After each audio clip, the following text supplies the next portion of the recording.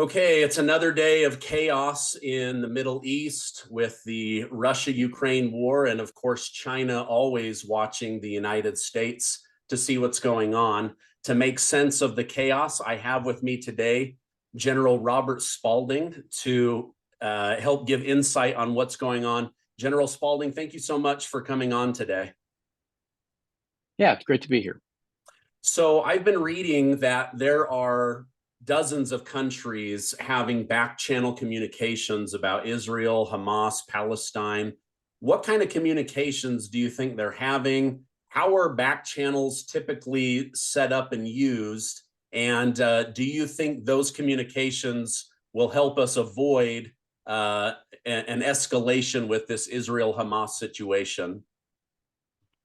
Are you talking about back channels between the United States and Hamas, or Well, no, from what I'm reading, Egypt's talking to Jordan. They're all trying to get in contact with Lebanon and Iran. It's just like the State Department is going crazy trying to set up all this communication to make sure that nobody is misunderstanding. Nobody, for example, they call for jihad. We're going to have all the Arabic nations attack Israel. They're trying to tamp down that energy. I'm just trying to better understand, what does that back channeling look like? Are those previous relationships? Are those starting from scratch relationships? no? I mean, there obviously is, previous relationships. I think when you're looking at the Middle East with writ large, you have the Arabs versus the Persians is kind of the biggest competition going on, and then of course the Palestinians are, in the Judaism versus Islamism camp, and so you have both of those going on at the same time. I think what we have going on right now in Gaza is Hamas with their attack supported by Iran. So it's not just Israel and the Palestinians.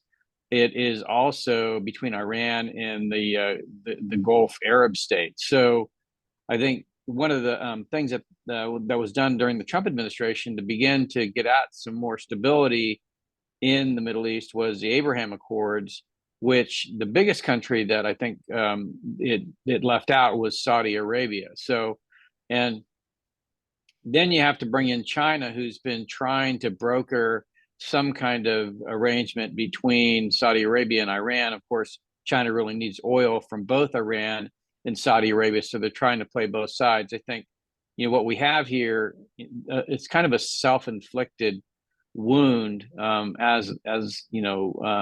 terms of our national security, because we should have been approaching Saudi Arabia to make them the final or the big country in the Abraham Accords. And I think if that would have happened, Iran would have been a little bit more isolated than they currently are, and perhaps Hamas would not have done what they did. But as it stands, we are where we are. But we can't break out what's going on between Israel and Hamas from the larger Middle Eastern issues, and then you can't break that out from the larger global and regional issues. So it's also related to Russia's invasion of Ukraine, in that China supports both Russia and Iran, and the Russians support Iran as well. So if you look at what's going on in terms of the propaganda that's coming out as a result of Hamas's attack of Israel and Israel's response to Hamas, that propaganda is coming out of Russia, it's coming out of China.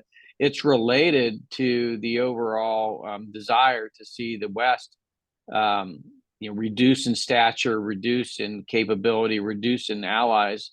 And so since the United States is supporting Israel, leveraging the propaganda of the response to the Hamas attack is what Russia and China and Iran are all about. And of course, Iranians have now issued a threat against the United States for supporting Israel. So it would really be nice if we had completed the Abraham Accords with Saudi Arabia, but now we're kind of in this area where I think the second Cold War is accelerating, and you're going to see a wider escalation of what's going on between Hamas and Israel. It's not really about Hamas's attack. I mean, certainly that was devastating for Israel, but it's really about the propaganda that comes from the response that Israel brings to Hamas's attack. So they're using all of the video and footage of carnage, even if the Islamic Jihad launched a rocket and blew up a hospital in Gaza. They're going to claim it's Israel, and of course by connection it's the United States that's to blame. And so then this gets fed into propaganda that elicits anger in the Muslim world. You see all of this pressure coming on United States embassies around the world. I think this is going to be a future going forward that continues to escalate. And then I think the next shoe that's going to drop is either something with North Korea and South Korea, or it's going to be China and Taiwan. So this is part of all, not just what's going on in the Middle East between the Arabs and the Persians. It's part of this broader totalitarianism versus more liberal democracy competition that has increased from, we thought it was over, after the first Cold War. Either it just went into dormancy, or we're fully in the second Cold War. Gotcha. Wow. Thank you. Yeah, that propaganda can be extremely dangerous, almost as dangerous as an actual rocket hitting a hospital. But just going off of that story, that 500 people die, there's all this raw footage, a burning hospital, people running out, and the propaganda machine starts going out. Even members of United States Congress were saying, we're disgusted with Israel. Look at how they've blown up all of these children. And then now this morning, it's come out, the BBC, the Daily News, Israel's News, they've all done in-depth analysis, and they can show all these rockets firing from Hamas right over the hospital, and then boom, one goes right in there. They're now looking at it with satellite imagery. There's no giant dent in the ground, meaning that it wasn't a rocket that came in from high altitudes and hit. It was a low altitude. So it does look like Hamas blew up their own hospital, whether that's on purpose or an errant missile. But that propaganda, like you said, has multiple nations attacking U.S. embassies. It has members of Congress, spitting out all of this propaganda, and then boom, that energy just hits. Now, speaking of Russia and Ukraine, so the United States is basically fronting a proxy war with Russia. We're trying to avoid another Middle East powder keg exploding, but we're also secretly dealing with China on a daily basis. As a military-minded person, how do you see each of these tying in? I know you just covered this a little bit, but also which of them is most concerning in your eyes as of today? Well, I don't think I would say either is most concerning. I think what's most concerning is that they're happening at the same time, right? So we haven't. So if you think about kind of the first Cold War, there was a lot of proxy wars that happened, but they typically didn't happen all at once. So now we have Russia's invasion of Ukraine. Now we have Hamas's invasion of Israel, which Iran is basically supporting, and China's supporting Iran. And I think the next shoe to drop is something in Asia. And so the idea here, if you think about it, is to overwhelm the West's ability to respond. And when I say the West, primarily the United States, because they're the ones that are providing the bulk of the resources, whether it be weapons or money. And so it's designed to overwhelm and weaken the United States, so it's not able to defend its interests around the world. And more importantly, when you send all these pictures out to all the developing world, particularly a lot of the Islamic countries now, because of this conflict between Hamas and Israel, then you stir it up. So what we're looking at is really something that we did not experience during the first Cold War, and that is multiple conflicts around the globe that is stressing the United States. And oh, by the way, we don't have an industrial base that is anywhere near on par to what we had during the first Cold War. I mean, we were the dominant country in terms of industrial production after World War II. We basically gave that away to the Chinese, thinking it was going to, made a lot of people rich, but thinking it was going to be better for both countries. In reality, it's been better for China, and it's been very, very bad for the United States. in other democratic systems. So the question that we have to ask ourselves is are we going to survive? Is the free world going to survive? We built up the free world after World War II precisely because the industrial base was owned by the West. Now it's owned by China, and China is supporting all the other countries that are basically saying, we've had enough of liberal democracy. We're gonna push authoritarianism. We believe our system's better. It's better for people. And unfortunately, because of the state of play of media today and the internet and the way information is used by tech companies, certainly tech companies that are owned by China, to provide their certain point of view in a way that is compelling, then I think you have an even more powerful, problem to overcome in terms of the West, in terms of creating this momentum in our favor. We're so far behind the eight ball in so many different areas, and it's just getting worse. And I fear it's accelerating in the way it's getting worse. Yeah. Okay. Do you think it was a wise move for President Biden to go to Israel and stand with Netanyahu and show that American strength, or is it dangerous to have a sitting president in a war-torn, highly emotional area such as Israel and Lebanon? Well, I think there's two parts to that. One, I do think it's important to show solidarity with Israelis. I think the problem is it is a highly volatile situation, and I am kind of wondering, if anything will happen there. So I mean, it probably, in my opinion, might be a little bit early for the president to be inserting himself physically in the region. If something were to happen, God forbid, I think you're looking at a much bigger problem now, because now the United States is coming in much more heavy-handed. The problem is we're woefully under-equipped in terms of weapons now, and so I'm not sure what we're going to do about that. Yeah. That was my worry is, I felt like, okay, Biden is trying to show strength, that America has Israel's back.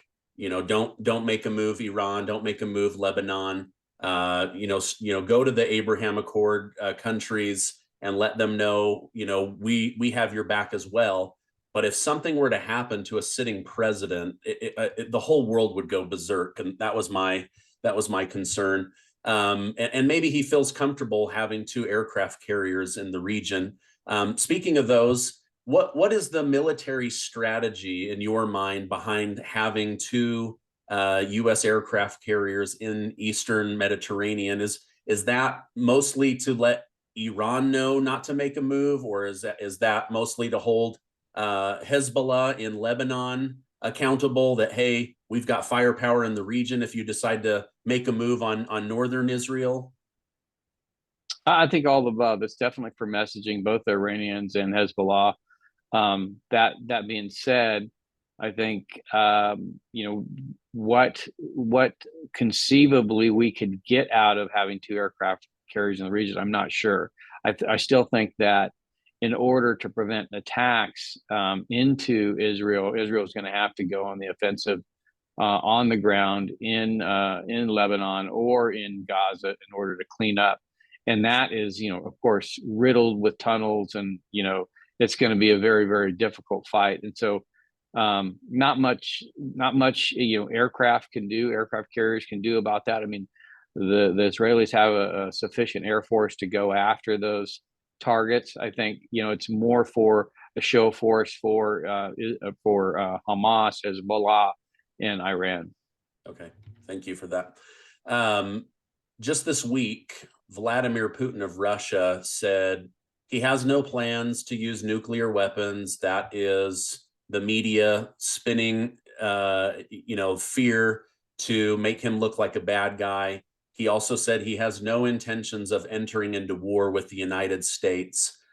In fact, he said Russia has already won the war, and Joe Biden should be visiting Russia to eat pancakes and tea with him. What are your thoughts on Putin and his comments?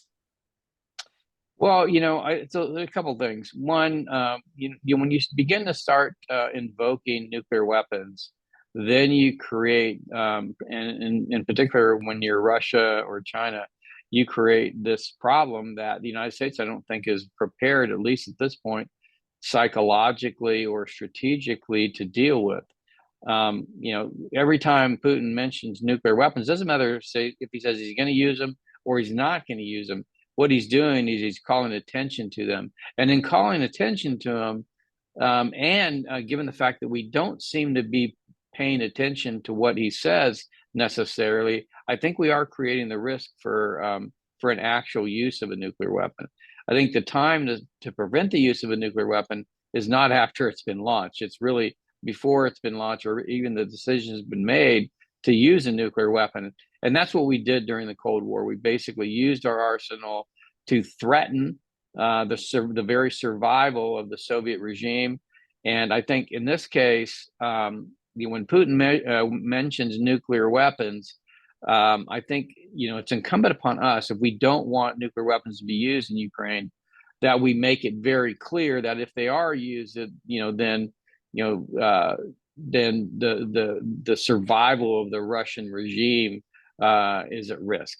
And then I would, by the way, do the same thing with the Chinese Communist Party, because the time to prevent an attack on Taiwan is not after it's been made; it's prior to it. And assuming that that's what we want to do. And I do believe it's in our interest, both in terms of protecting and defending the allies in the region, whether they be Japan or Korea or the Philippines. I think it's important. Taiwan's a strategically located piece of territory. And so I think as nuclear weapons are brought up, and given the fact that China is aggressively growing their arsenal, I think it behooves us to begin to bring nuclear weapons back into the way we think about the war.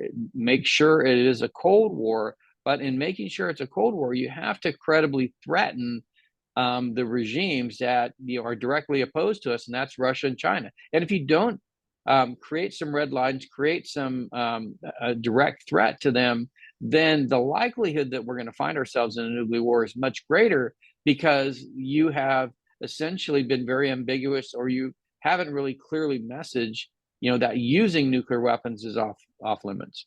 Okay. How remove the situation with Israel and Hamas and Palestine right now? Who is a bigger threat in your mind to the United States? Would it have been Russia, or would it actually be China?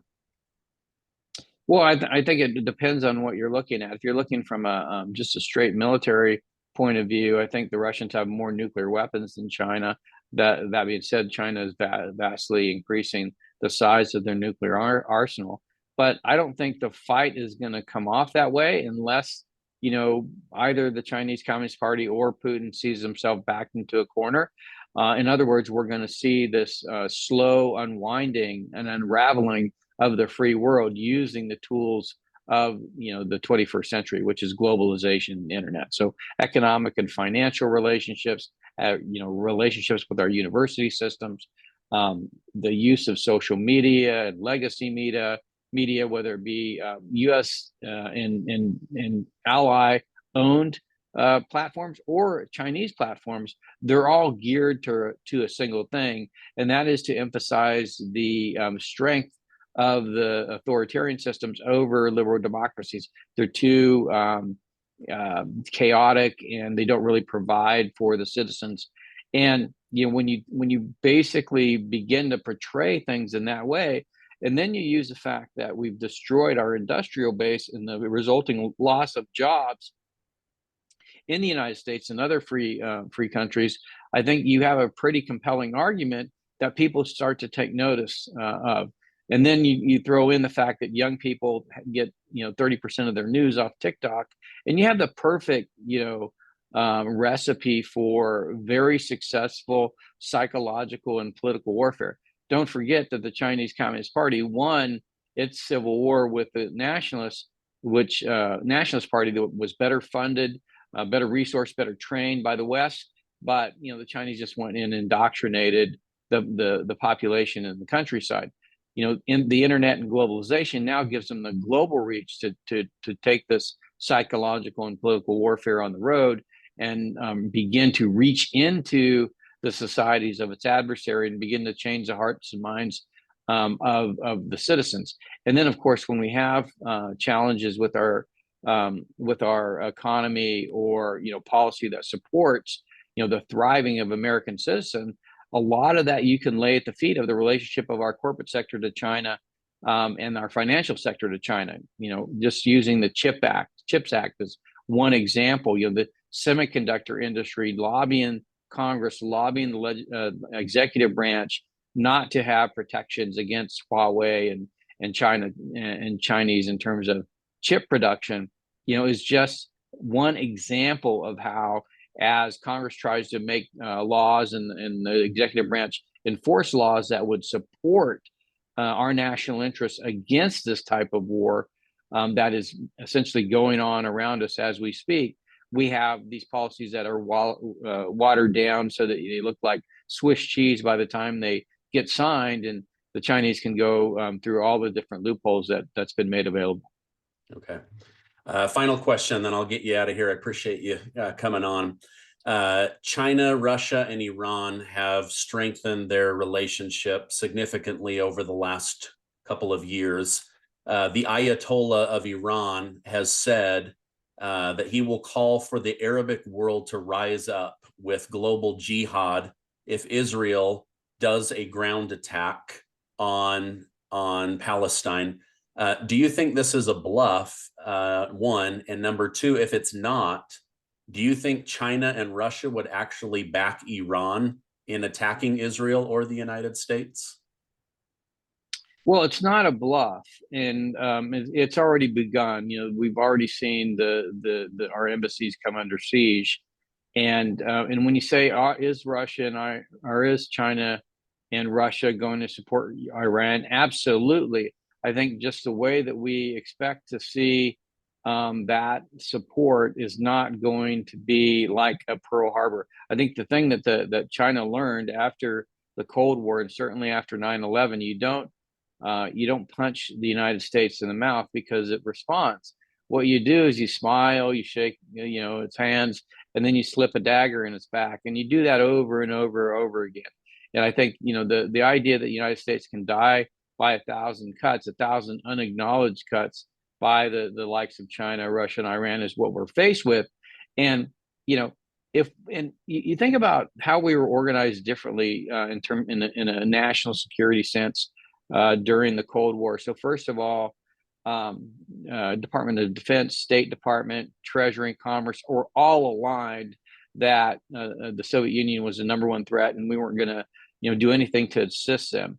Right now, you have a complete division in the executive branch, where DoD and state are on one side saying that China is a threat, and then of course Commerce and Treasury saying no, we need to continue to do business with them. In fact, Yellen and Austin got into a disagreement over a company that was DuPont was trying to sell to the Chinese. Austin said no. Yellen said yes.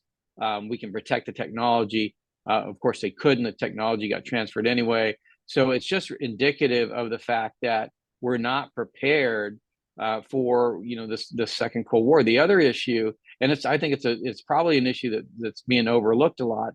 The reason we look at North Korea and South Korea and Russia and Ukraine and Israel and Hamas in kind of stovepipe manner, right? We don't talk about Russia and Ukraine in the same breath that we talk about Hamas and Israel, because we look at them in isolated areas. And that's part of the Goldwater-Nichols Act that came in the 80s. That was a reorganization of the military, one under regional commanders that work directly for the president, regional and functional commanders.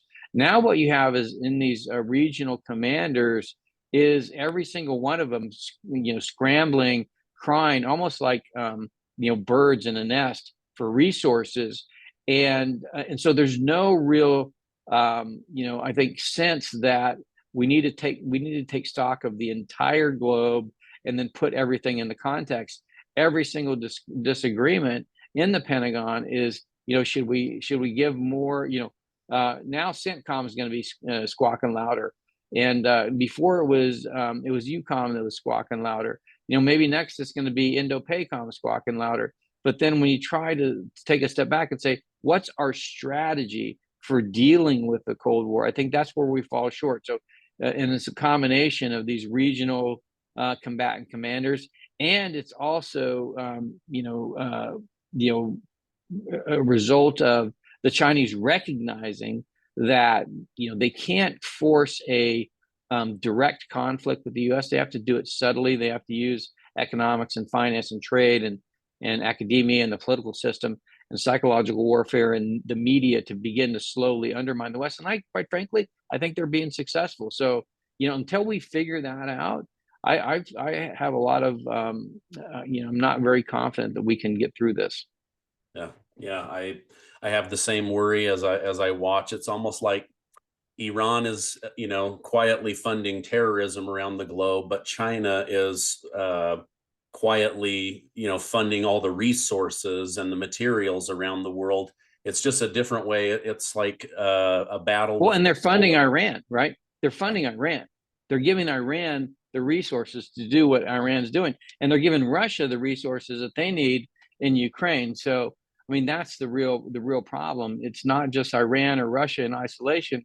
It is with the primary industrial base of the world supporting them. Yeah, I think I just read that China signed like a $450 billion oil agreement with Iran over the next 20 or 25 years. I mean, that is just a massive stream of money coming in that they'll be able to count on, that strengthens China. And that's what China wants to do. They just want to supply everything and get bigger and bigger, but they are doing, sadly, an excellent job against the United States. General, I want to thank you for coming on, sharing your insight on this. It's a scary time to be alive, but I appreciate it. I hope you have a great rest of your day. Thank you.